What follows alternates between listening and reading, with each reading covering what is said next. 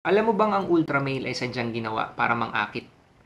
Isang pabangong binansagang panty dropper dahil sa makalaglag underwear na aroma. Kamusta mga brad? It's me Eric. Welcome back sa Pocket Sense PH kung saan gumagawa tayo ng mga honest reviews tungkol sa mga pabango. At sa video na to pag-uusapan natin ang isa sa mga pinakabalagbag na pabango ng mga mahilig. Pumarty. Jean Paul Gaultier Ultramale. Super popular na party fragrance. Minsan ko nang nasubukan ng alindog nito sa isang fragrance battle, yung street battle na ginagawa natin. Ultramale versus Eros. At ang nanalo, Ultramale. Sa initial spray, very sweet and fruity, na medyo may cooling effect. May citruses, bergamot at lemon, fir na sobrang juicy, lavender at mint. Matamis siya agad pero may buga ng freshness. Yung combination ng citruses plus mint, parang ang lamig. Yung lavender naman adds some aromatic freshness. Sa unang sniff mo pa lang, gets mo na agad yung bubblegum vibe. Yung bubblegum na yayamanin, hindi yung tigpipiso. Matamis siya pero very masculine. Masculine na playful. Malandi. After 20 minutes or so, lalabas yung spices. Cinnamon, clary sage at caraway ang mga listed notes niya sa mid. Lahat nagdadagdag ng sweetness. Pagdating sa dry down, less playful, pero more seductive. May sweetness pa rin pero more like sweet creamy na siya. Parang ang sarap kagatin. Parang ang sarap kainin.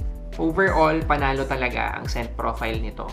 Crowd pleaser, head turner, at mag-a-agree ako, panty dropper nga to. Check nyo na lang yung street battle video nito versus Eros. Yung vibe niya, very confident, sexy, at playful. Flirty. Parang lalaking malakas ang energy at may lakas ng loob manligaw. May mga babaeng gusto tong maamoy sa lalaki. May mga babae ring gusto tong maamoy sa sarili nila. Tsaka ang kulit ng battle design no? Conversation starter. Usapang performance, hindi siya malakas.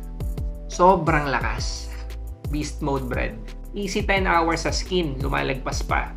Pag sa damit, isang linggo na nandun pa. Nandun pa yung amoy. Ang bango nga ng laundry basket kapag may amoy Ultramale.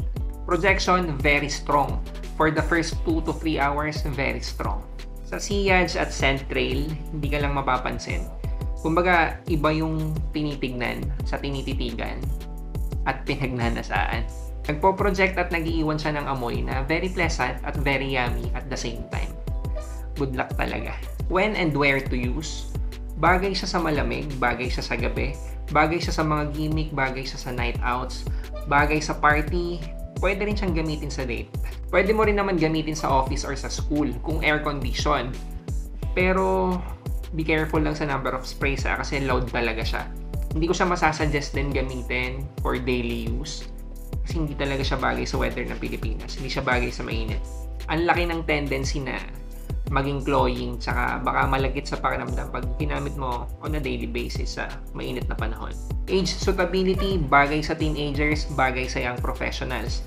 Siguro kahit nasa 30s ka na or pataas, okay pa rin kung young at heart ka tsaka kung mahilig ka pumarty. Kung gusto mo ng beast mode fragrance na bagay sa babaerong katulad mo, Jean Paul Gaultier Ultramale. Kung tight ang budget mo, subukan mo yung mga Middle Eastern alternatives. Afnan 9 PM, Latafa Rams Silver.